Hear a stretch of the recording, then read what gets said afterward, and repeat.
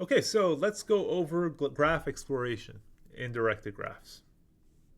So remember our explore algorithm. This is the algorithm that we used to find the components that were connected, that U was connected to in undirected graphs. Well, why not use the same thing for directed graphs? Is there a difference? And in fact, we are using the modified version of this algorithm that includes the tree structure. Makes sense? So let's say we started off with B. Let's say we set U, the first node, equal to B, and we set the first node equal to B here, and we had this graph G, this directed graph G. Okay, so where do we go? We go to G, we remove it from the to explore list, and we add E to the to explore list. Okay, and we add E to S, right? So what do we do from there? Well, we remove E from the to explore list, and then we add E, we add all the nodes that E can reach to the to explore list, that namely F, G, and H. And also we add these components to S.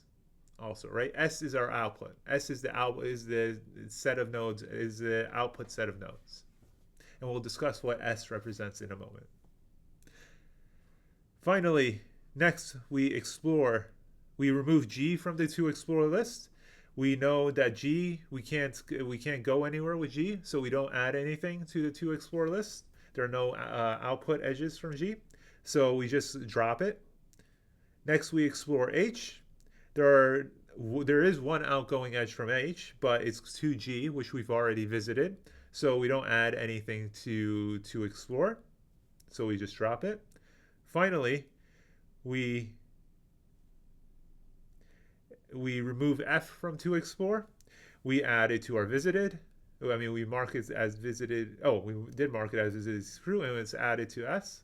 And we try to add any edges that we try to add any outgoing edges to nodes, any outgoing edges from F to the to explore list, but there are none.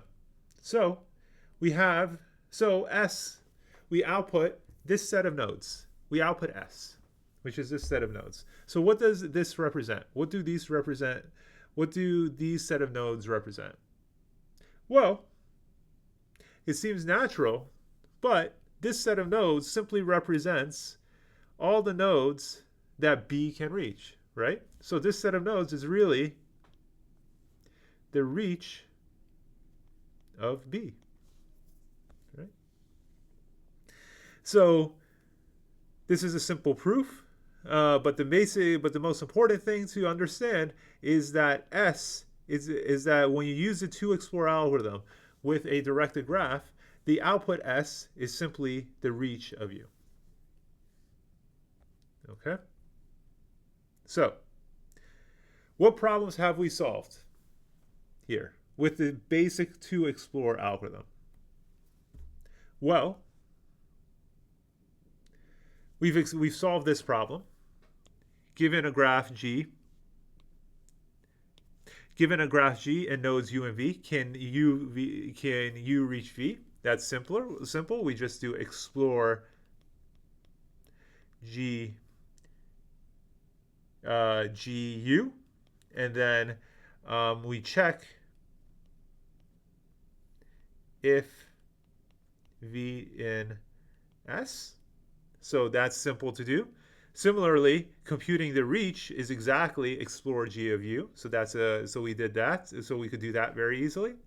Given a graph G and a node U, compute all the vertices V that can reach U. A little bit harder.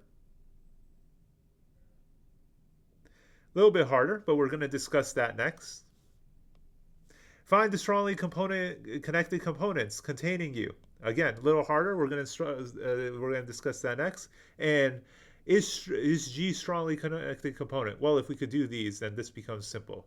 And finally, find all the strongly connected components. That we could definitely write an algorithm for. We're going to write it in this lecture, but we're going to make it more efficient in the next lecture as well. Okay, so the first two problems we have already solved, and the next three problems we could solve very efficiently, and the last problem we could solve slightly non-efficiently, but the next lecture will give us tools to even solve this last problem efficiently. Okay, so now that we solved the first two problems, let's move on and discuss how we would solve the next three. Okay, all right.